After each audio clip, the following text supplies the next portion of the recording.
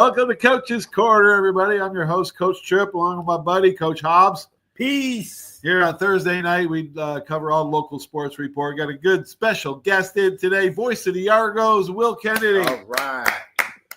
What's up, Big Will? Glad to be here, fellas. Doing well. Semester's over from a teaching standpoint, and normally this is that time where sports are kind of wrapping up. But the good news is we still got a couple teams playing. And so national championships, on the line, especially for men's golf and baseball, which we'll touch on. But it's been a very successful year all the way around. I mean, from the fall straight through the winter. The show, man. I appreciate you. Yeah, let's talk a little bit before we get into the sports there at UWF, because it is the Argo update on Thursdays. And let's talk what classes are you teaching next year, and have you got any new ones, old ones? How many courses are you taking?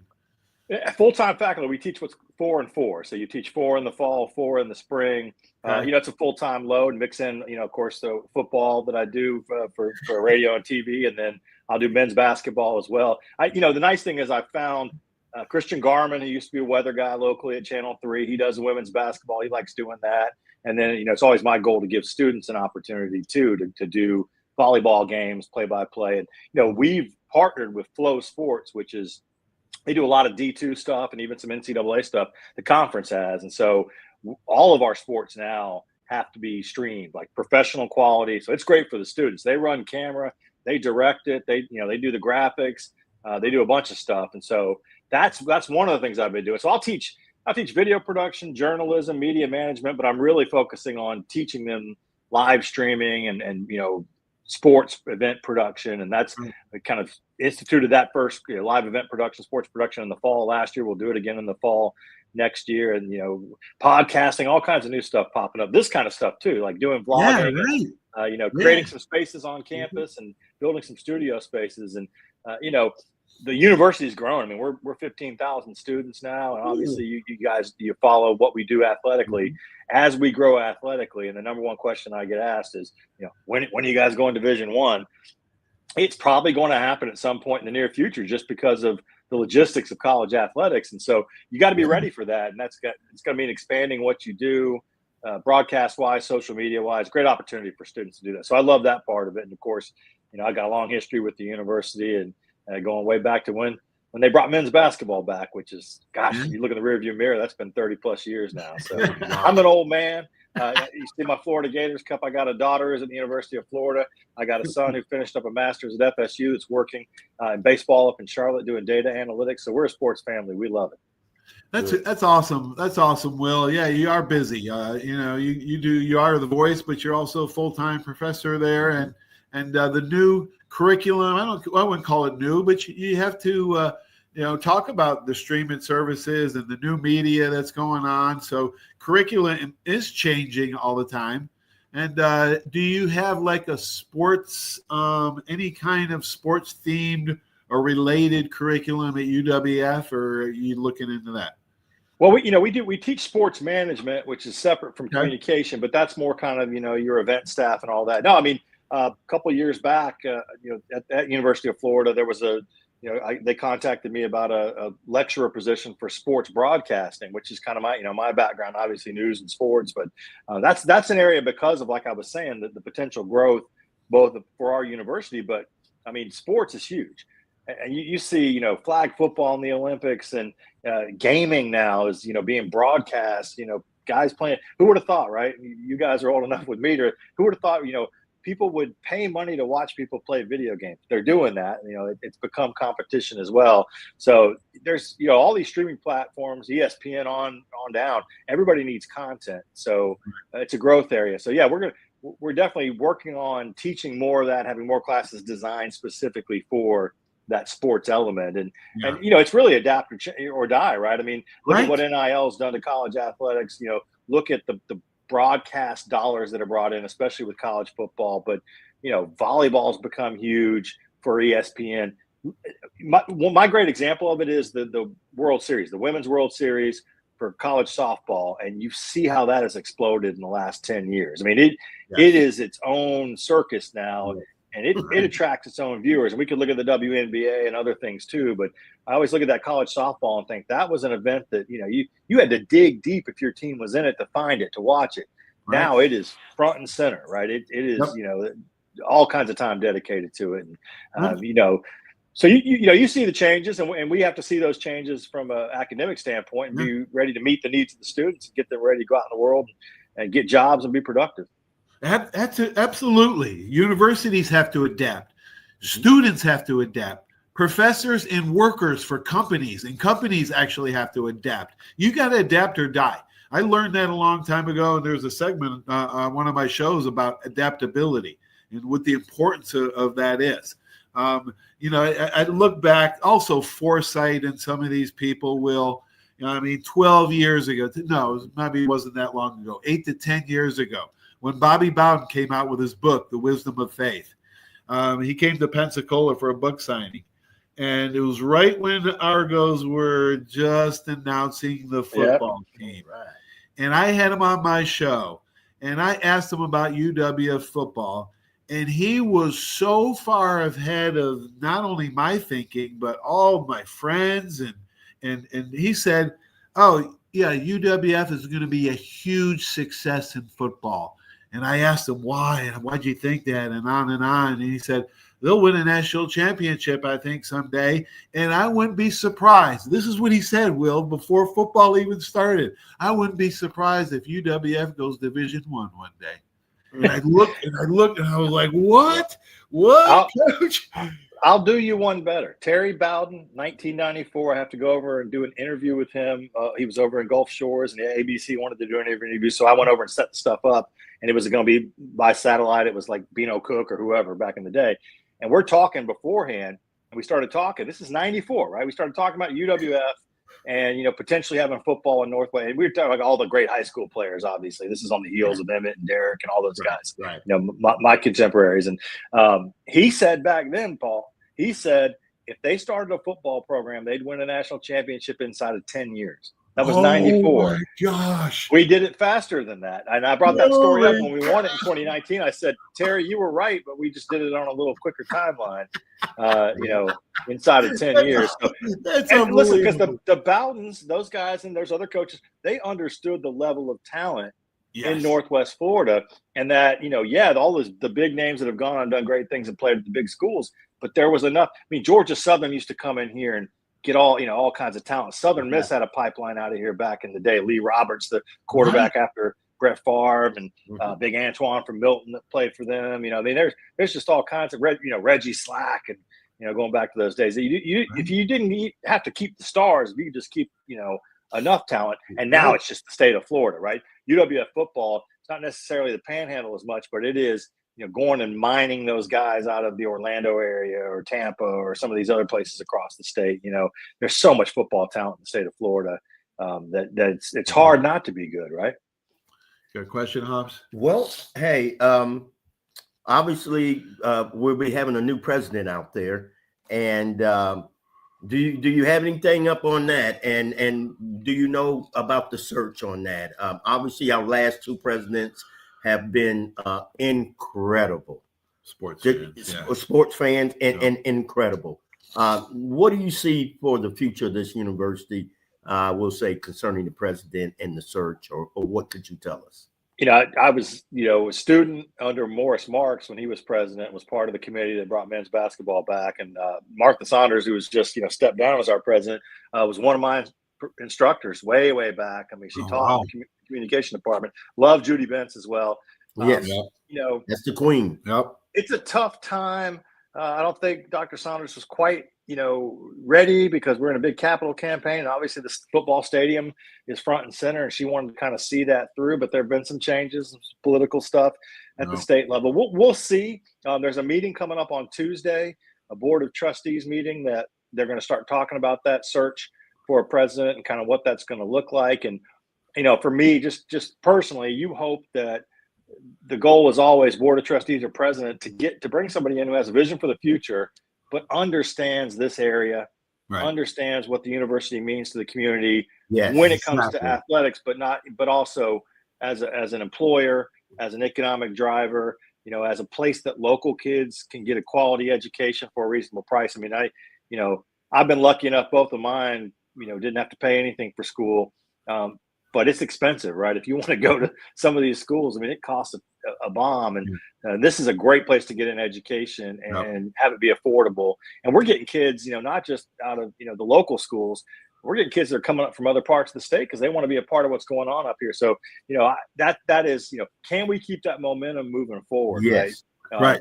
I look at, funny, Paul, you were mentioning, I look at teaching as coaching, right? I'm coaching kids up to go out and into the world and do their thing.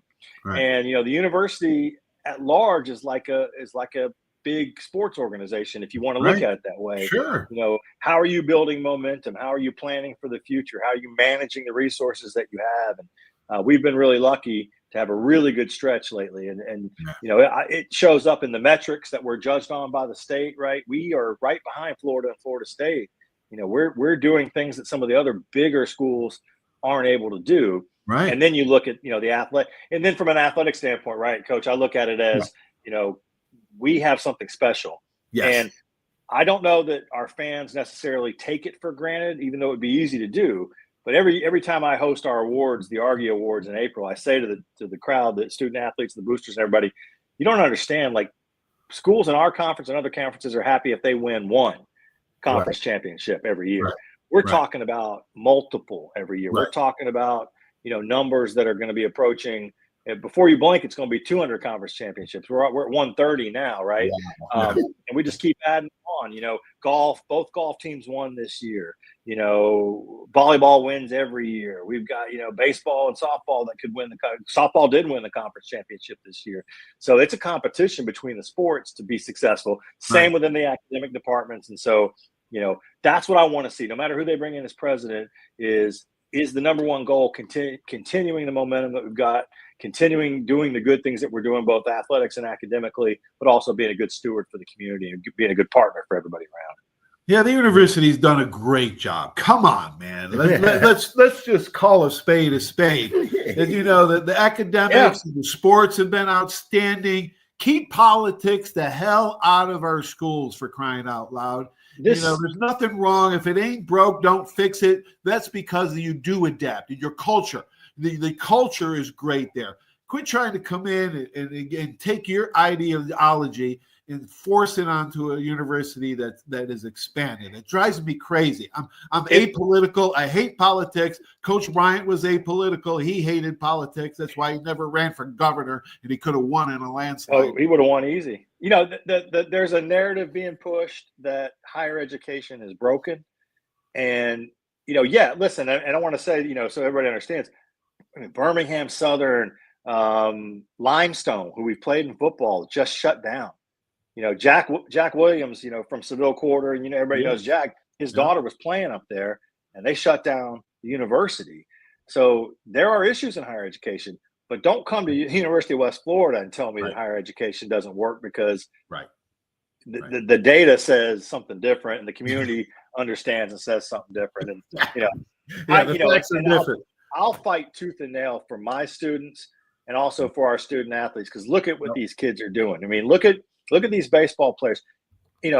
This is why I love the University of West Florida. For me personally, right?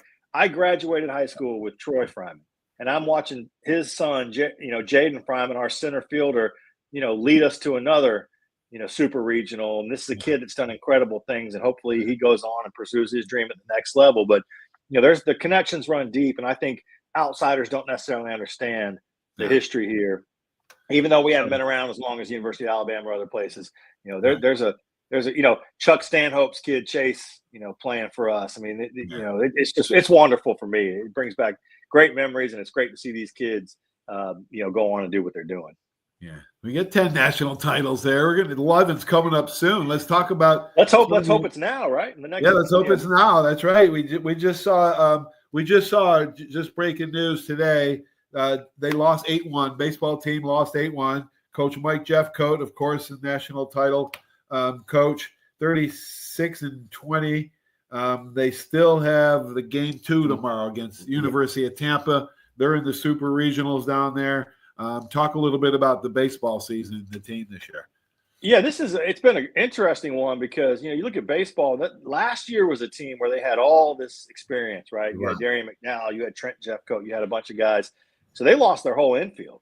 I mean, they didn't bring anybody back, across the infield.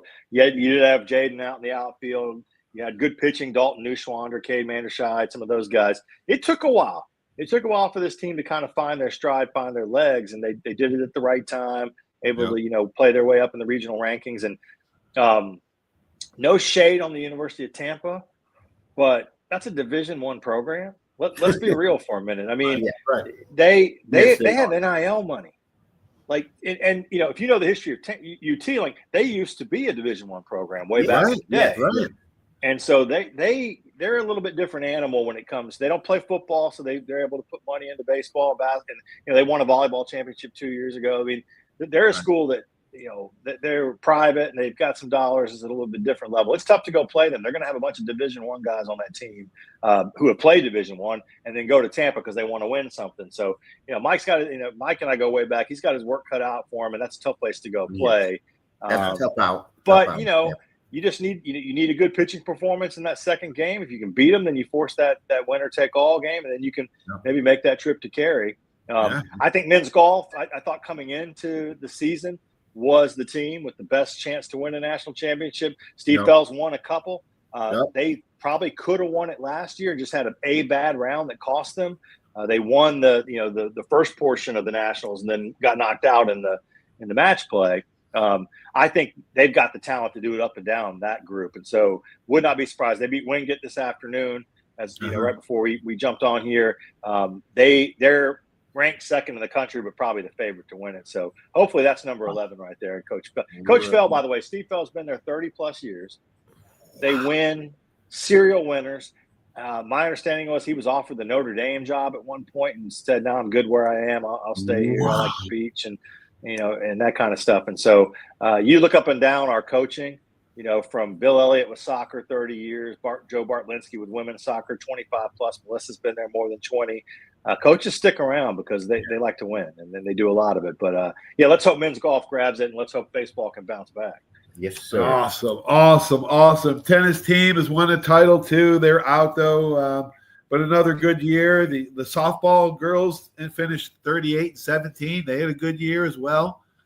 They lost. Yeah, they won the conference tournament. They won the conference. They won the conference. And then got into regionals. And the thing, the talent level at Division II, softball and baseball and all these sports, it's phenomenal. It is. There's a lot of people, you guys know this, that will say, "Oh, my kid Division I," and I'm like, there's no difference really between upper levels of Division II and outside of the Power Fives at Division I. It's all semantics, and so you could we've proven it in football, right? We've gone and beat D1s, we beat McNeese, right. We played Florida A&M to a draw for a half, and there used to be a time. This is a great story, but it used to be a time when the Division I baseball teams would come down here, right? When Coach Spoon was coaching, they'd come down here because they wanted to come to the beach, and they'd come play us early in the year. This is before the internet. And I remember going and watching us, take 2 of 3 from Auburn, at our place here. And they won't do that anymore because now that pops up in social media and all that. The only place you used to see it then was in a box score in the Tuscaloosa paper or, wherever, the News Journal. His team beat Mississippi State. We were talking. Yeah, I mean that's the thing is like those days. So I tell people like it's a great level of athletics, and also let's be honest, these are true student athletes at this level. Yeah. Yes, right. You're not there just to play and get your NIL money and jump on you're not there. You got to go to class. You got to pass my classes and other classes. And I tell them, if you play for Spooner, you better believe you went to class. Oh, yeah. Amen. No, and listen, I tell the football players or other athetes that I have in my classes now, it's like, hey, just because I do the games and I'm involved in the athletic side, you still got to. You better show up and you better be here like everybody else. There's no free passes at this level. So you got, and they really are like. It's phenomenal. The grade point averages. That's another thing that gets overlooked is like, team GPAs for some of our teams are through the roof. And as an athletic department, it's above a 3.0. So that, the kids are working hard, the staffs. You're not talking about a bunch of assistant coaches like the D1 level. You're talking about a coach, maybe a full-time assistant and a GA, and they are managing a basketball team or a soccer team or, whatever it is. Caleb Noble's our football coach. There's 6 full-time guys, and then you got a couple GAs. This is not like D1 where you've got people for every position group. Yeah. And, Yeah. Then another 20 assistants to watch film and do all the academic film support, work. right? Yeah, they have somebody like set up all the film work for you. The coaches don't even do that anymore. It's crazy. No, I saw one high school team Friday night that must have had 20 coaches out there. Catholic. Yes. Hey, you don't have to say which one it is. We all know. If it's baseball here locally, yeah. Well, it was the football spring jamboree. Okay. Friday night. Yeah, they had about 20 out there. I'm like, get all the volunteer coaches out there. Yes, sir. Hey, shout out to Catholic baseball. They just had their reunion for their three state titles. I love Coach Labonte, and they've been some great guys over there through the years. All right, quickly, state of UWF basketball. How is it? Basketball wise, like it was, the women had a good year, made the NCAAs, but the top of our conference, the women's side, Union and Lee, man, they are tough. Those are some Tennessee teams, and they play some great. So I think Coach Yelton's been there a couple of years. She's had a couple of tournament teams. It's just trying in this day and age. It's just trying to find the right mix, right? You got to go out and find some people in the portal that can help you. It's tough to develop talent out of the high school ranks, and it's never been. I say this for basketball because we're talking about it, but all sports, it's never been a more difficult time for high school athletes to get that opportunity. Right. Things are backed up because of COVID. NIL has changed the dynamic. Yeah. The top tier programs, basketball and football, right? Your D1s, your Power Fives, they're not recruiting high school kids unless you're a one and done basketball wise. And even football, unless you're that dude. They'd rather go get a guy from UTEP who they've seen film on at the college level, right? That's across all sports, right? And bring them in as a transfer. We had guys. We had a linebacker, Ralph Ortiz, leave us to go to Kansas State to get paid some money, right? Trayvon Mitchell, our best defensive lineman, just left to go to South Florida for a pretty good chunk of NIL money. And the thing is, neither one of those guys is probably going to start at those places. They may be rotation players, they may be practice players. I mean, I'm not trying to throw shade on them, but it's just that's the reality of it. And so basketball is just tough because how do you build chemistry when you bring in our men's basketball coach Justin Mann? It was his first full season after he took over interim the year before. How do you build chemistry when you've got 8 or 9 new guys that you brought in from JUCO or transfers? That's hard. That's hard as a coach. That's hard. Turnover, high turnover is the norm now. Yeah. It doesn't matter what sport. So basketball, it's a little worse because one player equals 4 positions in football. Yeah, or 3. I told somebody this the other day. It's like I love basketball.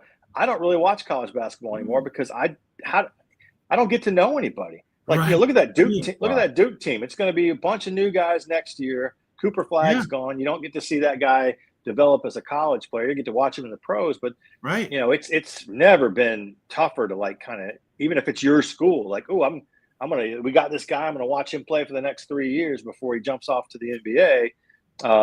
It's a hard deal. I don't know. I couldn't name 3 starters on Bama's basketball team anymore, man. I mean, my gosh, it's so really hard, and it is hard. It's and the money. I'm glad for the kids that they're getting a chance to get paid some, and that's great. But it is tough for fans because you just don't know. Yep, tough for high school fans. All right, Argo football. That's the latest. Any new staff members? I hope the turnover isn't so high in football. But how did spring go? And how's Coach Nobles and the staff looking for? Spring's a tough one.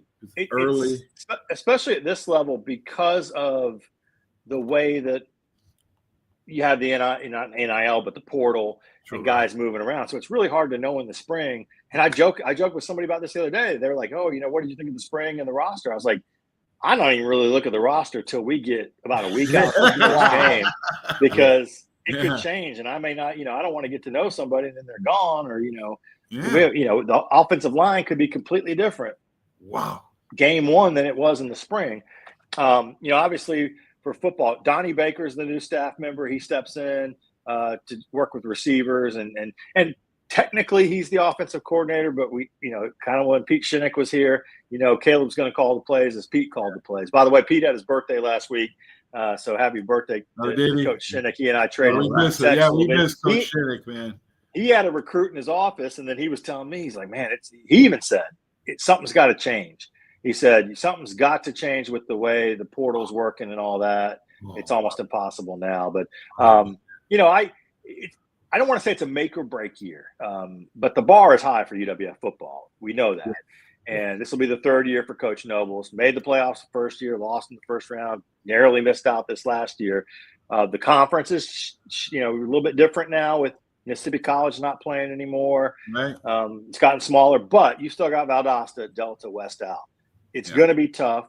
Yeah. Valdosta loses their quarterback, so the door's open a little bit. Yeah. I think it all comes down to, is Marcus Stokes ready to take the next step, you know, and be that guy at quarterback? Can you fill in some of the holes for some of these defensive guys you've lost? And, you know, this is kind of what we're saying, right? Can you catch magic in a bottle with the portal and the way it works? And this is across all kinds of sports, right? Right. If you bring in a group of guys out of the portal, do they gel? Does it happen quickly? Can everybody get on the same page? And that's got to happen in this day and age if you're going to compete. And, you know, we know the conference is tough. And then you start looking at those next levels. And, you know, Ferris State's been the big dog, you know, last couple of years in D2 football. There's some reasons why. We could do a whole show on that. Did you know? Let me educate you guys. Did you know that and it's been a federal program that you can actually get extra money if you recruit guys who have been in trouble? Wow. You know, and when by trouble, I mean, you know, have been to jail, maybe done some time, because I looked it up and there is, and Ferris State's a part of it. And that's, you know, oh my gosh. There's a reason why a guy has been the, you know, premier coach in Division II as far as wins and championships over the last decade, and nobody, Central Michigan, Western Michigan, nobody will touch him as a head coach to jump up. So, you know, the math that speaks says for a itself. lot. Yeah, But this is the landscape you're competing with. You know, you're competing with programs that are going to maximize every opportunity, you know, however that works. You know, is there a D2 that has NIL money? There's probably, if there isn't already, there probably will be, you know, and it won't be a bunch, but it'll help them bring in some guys. So, you know, UWF, we've had a target on our back, as we mentioned, because of the early success. The teams in our conference love to see us not succeed. And I think the teams around the country are like, you know, they want to be able to go, see, that was a flash in the pan. So this is a tough year. You know, can you rebuild? Can you put the pieces together, get out there, maybe win a conference and make a run in the playoffs again? You're not going to win a national championship every year. You're not going to play for a national title every year. But the bar with this program is make the playoffs, win a couple games. And you need to do that because of the stadium and trying to build that momentum to grow the program, grow the university. Yeah, new stadium coming. It is exciting time. You know, money being raised. Thanks so much for the update. Let's talk some more college softball and baseball. Local player making a name for herself, Pace graduate Shelby McKenzie. I think hit 3 home runs last week in the regionals and eliminated Auburn. So they play. Her FSU team plays Texas Tech in the Super Regionals tonight, as a matter of fact. So shout out to her. Florida, your Gators, your daughter's school. Georgia's at Florida this weekend, right, for Super Regional. Yeah.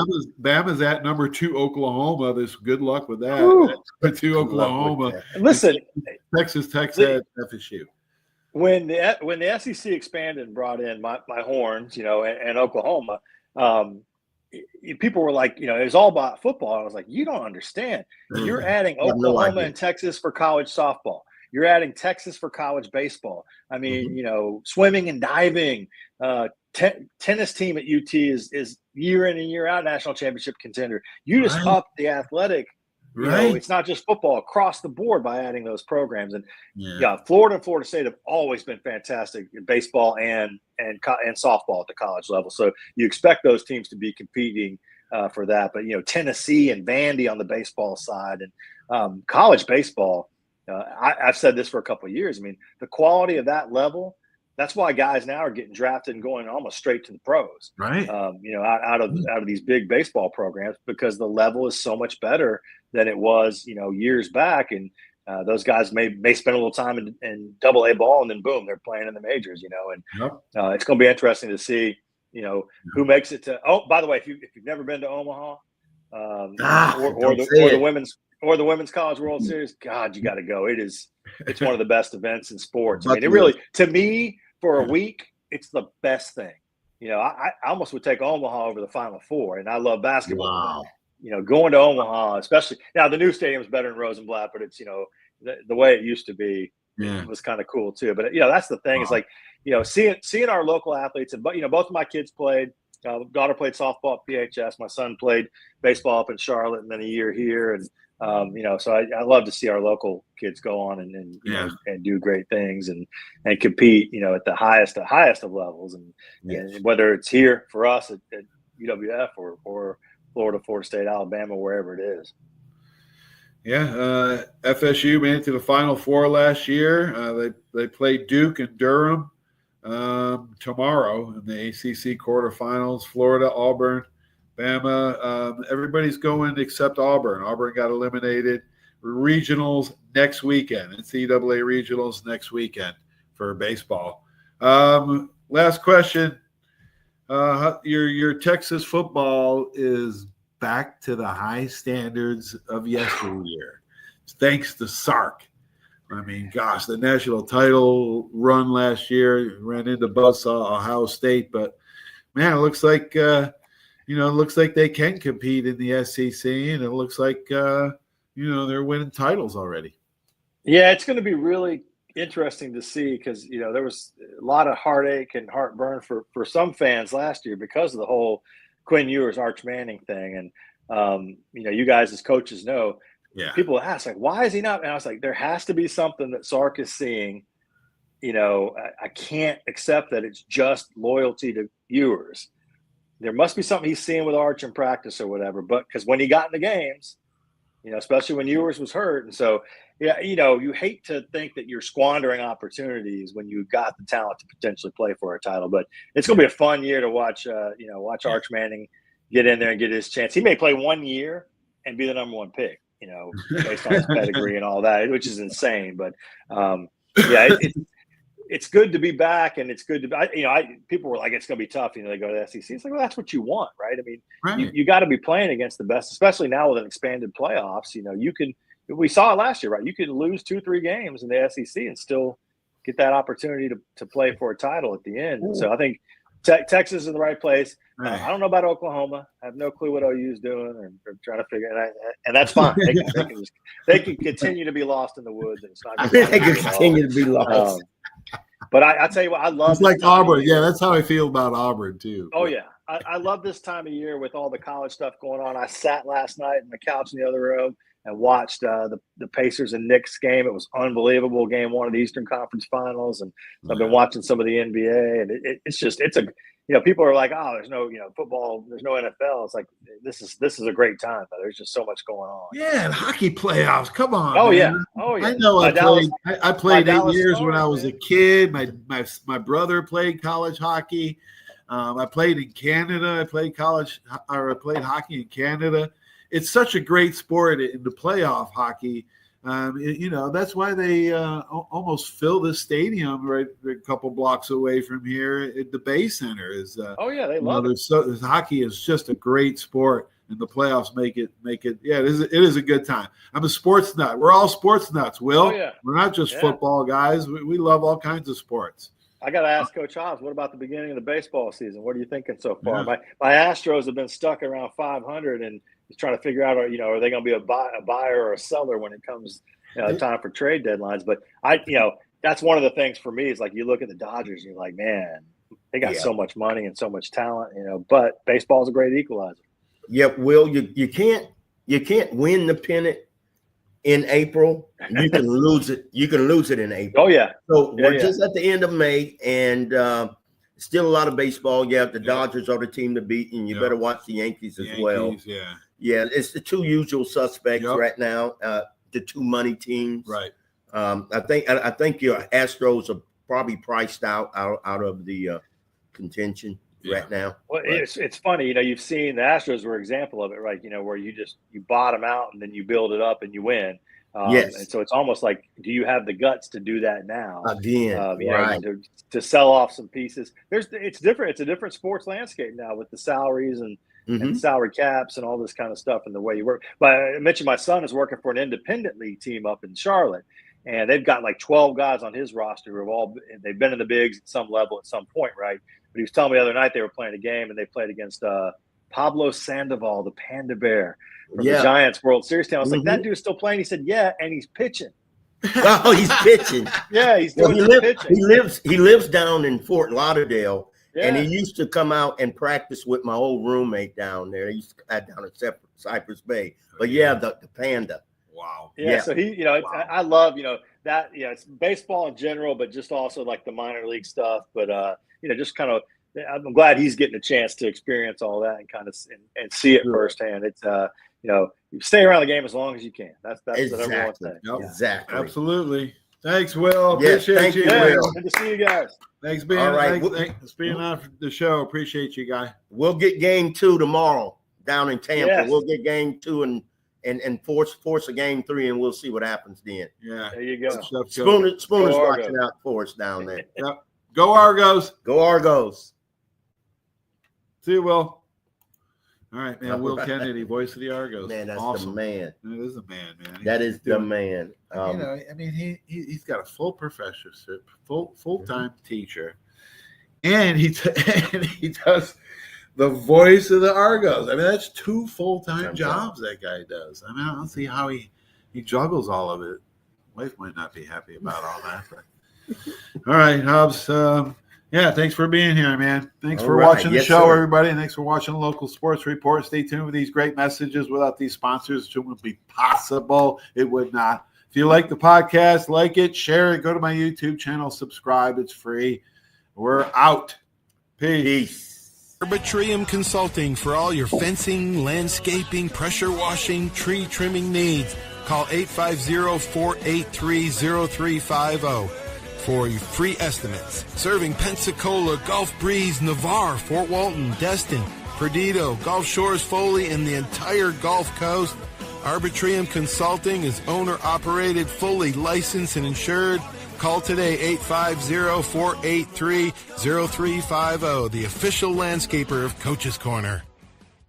Hey, Bama fans, this is Will Moore, president of the Pensacola Bama Club. You can find us at PensacolaBamaClub.com. We are your official alumni chapter in the Pensacola and surrounding areas.